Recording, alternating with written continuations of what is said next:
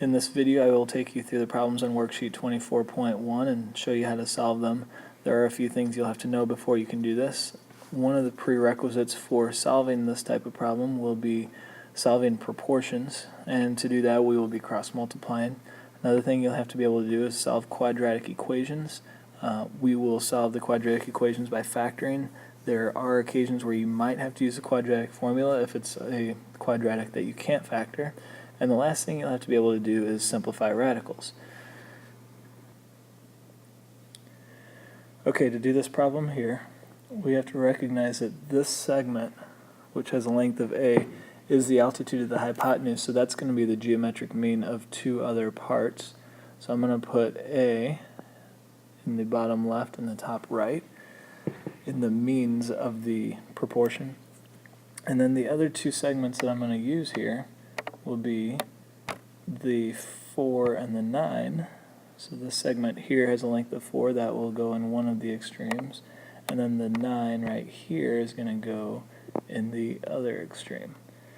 Now once we have this set up, it's simply a matter of cross-multiplying to solve.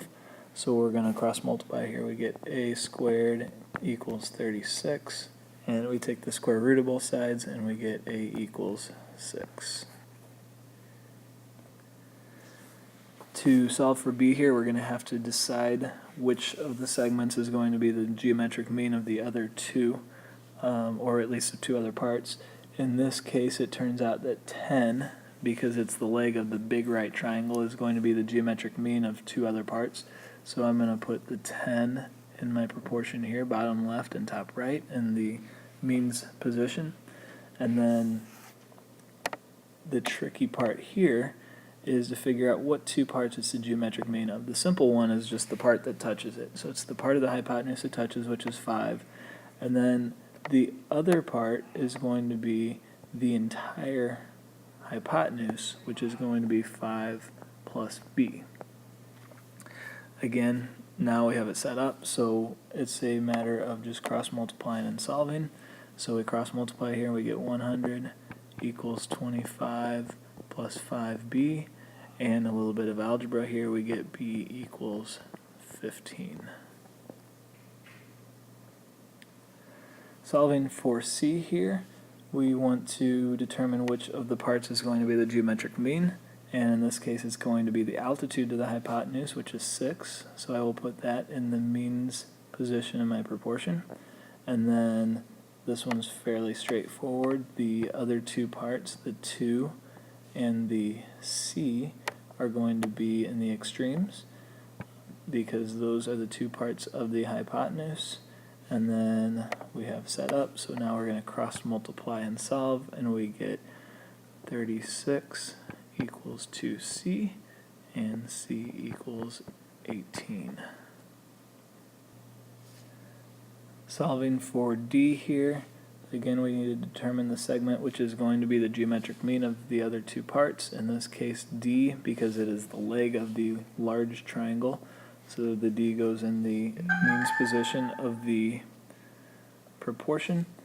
Then the other two parts are going to be the part of the hypotenuse closest to it, which is 5, and then the entire hypotenuse. This is the trick here, we have to get the entire hypotenuse, which is going to have a length of 20. And now with our setup, we cross multiply and we get d squared equals 5 times 20, which is 100, and so d equals 10. To solve for e in this problem, we first have to determine which of the parts is going to be the geometric mean of the others. In this case it's going to be the 6 because it's the leg of the entire triangle, the big triangle. So the 6 is going to go in the means position of the proportion. And then the other two parts are going to be the part of the hypotenuse closest to that leg, which is e, and then it's going to be the entire hypotenuse, which is going to be e plus 5. Now we need to cross multiply here, and this turns into a little bit of a trickier problem. When we cross multiply, we get 36 equals e squared plus 5e. This is a quadratic equation, so we need to set everything equal to 0. So subtracting 36 from both sides, we get e squared plus 5e minus 36 equals 0. And then to solve for to solve for e, we're going to factor this. We're looking for numbers that multiply to get negative 36 and add to get positive 5. Those two numbers are going to be positive 9 and negative 4, so those will go in here. So we end up getting two answers for e. One of them is e equals negative 9. That goes with this first factor here. And then the other answer is e equals positive 4. That goes with the second factor here. But e cannot be a negative number because e is measuring a distance, so we get rid of the negative 9, and our answer is going to be e equals negative 4.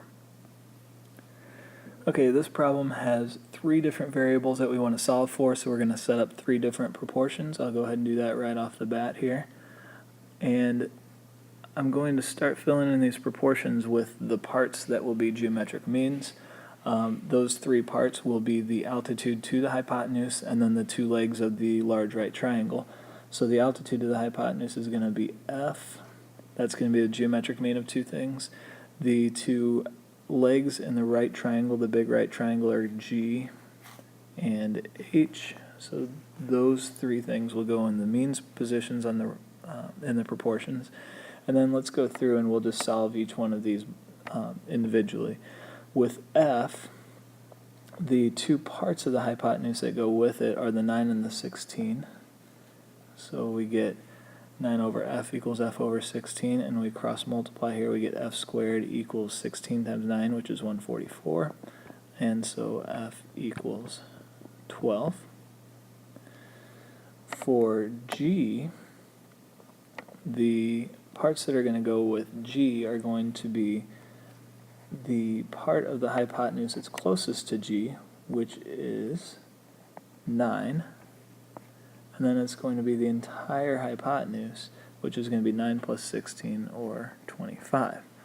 So again, we're going to cross multiply. We get g squared equals 9 times 25, which is 225.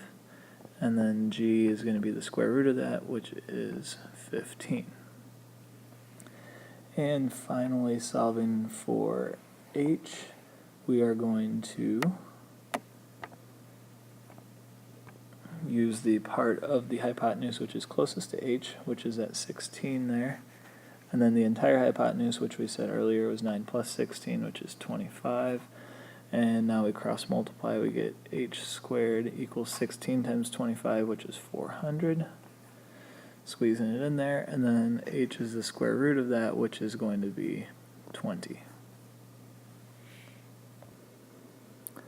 Just like the last problem, we're going to start this one by setting up three proportions, which will represent each one of the variables. We'll use each of these proportions to solve for each variable, and each of these proportions we will fill in the parts that we know. In our first proportion, we will start by putting the means in the means position, the j, because the j is the altitude to the hypotenuse. And then in the other two, we will put in the legs of the large right triangle, which are 6 and k. And then we'll fill in each one of these and solve them individually. With the j, we're going to have the two parts of the hypotenuse, which are I and 9. And if you'll notice here, we can't solve that equation because we have two different variables. So hopefully we'll be able to solve for one of those variables in a different proportion and then come back to it. With the 6, we're going to take the near part of the hypotenuse, which is I, and then the entire hypotenuse, which is going to be I plus 9. And this turns out to be one we can solve.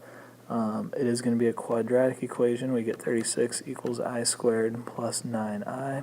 Subtracting 36 from both sides, we get I squared plus 9I minus 36 equals 0. Factoring, we get I plus 12 and I minus 3, which gives us two answers, which will be negative 12 and positive 3.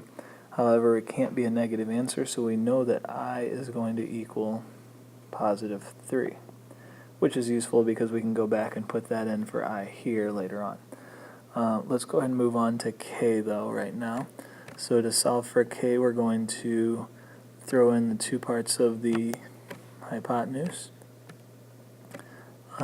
So the part of the hypotenuse closest to k is 9, and then the entire hypotenuse is 9 plus I. However, we know that I now is 3, so we're going to just go ahead and put the 12 in there. This one's a little bit simpler. We get k squared equals 9 times 12, which is 108. And then we need to simplify that. Need to make a little bit of room here. I'm going to erase this I equals 3. And when we simplify this, we're going to get the square root of 108, which is going to simplify and get 6 square root of 3 for k. So we have I equals 3, we have k equals 6 square root of 3. And then we can go back up here and solve for j by plugging in 3 for I. And so we'll put a 3 there. So we get j squared equals 9 times 3, which is 27. And then j is going to be 3 square root of 3, which will go right here. And one more time, we're going to start this problem by writing out our proportions and filling in the proportions and solving. The three proportions we're going to have will have p as one of the geometric means, we'll have 6 as another of the geometric means, and we'll have m as the third of the geometric means. Then we'll go ahead and start with the p again. So with the p, we're going to have the two parts of the hypotenuse, which will be 2 and n. Again, we can't solve this one yet because we have two different variables, so let's go on to the next one. With the 6, we're going to have the part that's closest to the 6, which is 2 here, and then we're going to have the entire thing, which will be 2 plus n. This, kind of like the last one, we can solve. This one's a little bit simpler because it won't be a quadratic. When we cross multiply here, we get 36 equals 4 plus 2n, and a little bit of algebra here gets us n equals 16. Now we can use that, put it back in here for n, we'll put a 16 in there, and that makes this one pretty easy to solve too. When we cross multiply, we get p squared equals 2 times 16, which is 32. So p is going to be the square root of 32, which is 4 square root of 2 when we simplify it. And then for the last one, along with the m, we're going to have the part of the hypotenuse closest to m, which is n, and we figured out earlier n is 16. And then we have the entire hypotenuse, which is going to be 16 plus 2, which gives us 18. We cross multiply this here, m squared equals 288. And so m is going to be the square root of 288, which would be 12 square root of 2.